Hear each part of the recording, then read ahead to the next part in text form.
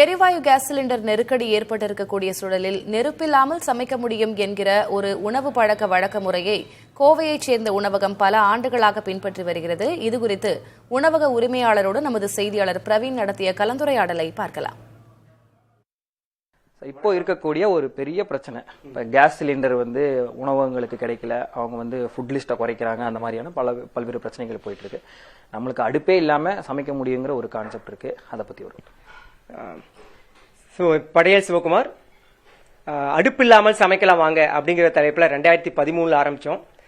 இது வரைக்கும் ஒரு 12 வருஷம் வெற்றிகரமா அடுப்பு இல்லாம எண்ணெய் இல்லாம டேஸ்டியா வெரைட்டியா நீங்க நார்மலா காலையில என்னெல்லாம் சாப்பிடுவோம், idli, pongal, upma, khichdi, tea, coffee, everything no oil no, அதாவது theme no oil no boil, இந்த கான்செப்ட்ல சமைக்க முடியும். குக்கிங் ரா ஃபுட் இல்ல, அன்குக்டு மெத்தட், அதாவது சோக்கிங், பைண்டிங், கிரைண்டிங், இதுதான் சமையல் முறை. அதாவது சோக்கிங்னா ஊற வைக்கிறது. பாத்தீங்கன்னா இது வாழைக்காய். சோ இந்த பாருங்க, நம்ம வாழைக்காய் பஜ்ஜி சாப்பிடுவோம் இல்லையா, இந்த வாழைக்காய் பச்சையா சாப்பிட முடியாதுன்னு சொல்லுவாங்க. ஆனா இங்க பச்சையா பொரியலா செஞ்சு கொடுக்குறோம். சோ வாழைக்காவை உப்புல ஊற வைக்கிறோம். சோ இந்த மாதிரி வாழைப்பூல எலுமிச்சை சாறு, அவுள்னா தேங்காய் பால், தேங்காய் தண்ணி, இப்படி தண்ணியில ஓடுறப்ப நீங்க வேக வைக்கிறப்ப என்ன கெமிக்கல் ரியாக்ஷன் நடக்குது இல்லையா, இப்போ பாயில் பண்றோம், தண்ணி சூடாகுது, அந்த வெப்பத்தினால இந்த உணவுப் பொருள் அணுக்கள் விரிவடைஞ்சு சாஃப்ட் ஆகுது. இதுதான் சமையல்ல நடக்கக்கூடிய டெக்னாலஜி. அதே இது எலுமிச்சை சாறுலயும் உப்புலையும் ஓடுறப்ப சமைக்கிறப்ப என்ன ஃபார்முலா நடக்குதோ, என்ன கெமிக்கல் ரியாக்ஷன் நடக்குதோ, வேதியியல் மாற்றம், அது இங்க நடந்து 15 நிமிஷம் வாழைக்காவோ, வாழைப்பூவோ, வாழைத்தொண்டோ அல்லது அவ்வளோ வெந்துருது 15 மினிட்ஸ்ல. இதுதான். தென் பைண்டிங்.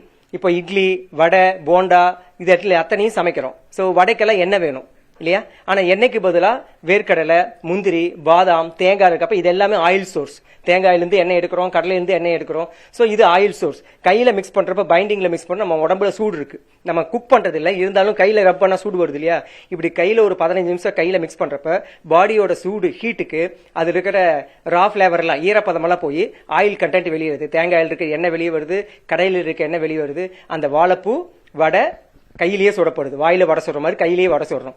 இந்த மாதிரி ஒரு 2500 வகையான உணவுகளை இந்த 13 வருஷத்துல உருவாக்கி இருக்கோம். இந்த மாதிரி சமையலுக்காக சிலிண்டர் இல்லைன்னு பயப்படாம உங்க வீட்டுல, உங்க ஊர்ல, உங்க நாட்டில் இருக்க காய்கறிகளை வச்சு ரொம்ப எளிமையா, ஈஸியா நீங்க சமையல்ல எப்படி செய்யறீங்களோ அதே டிஷ் உருவாக்க முடியும்.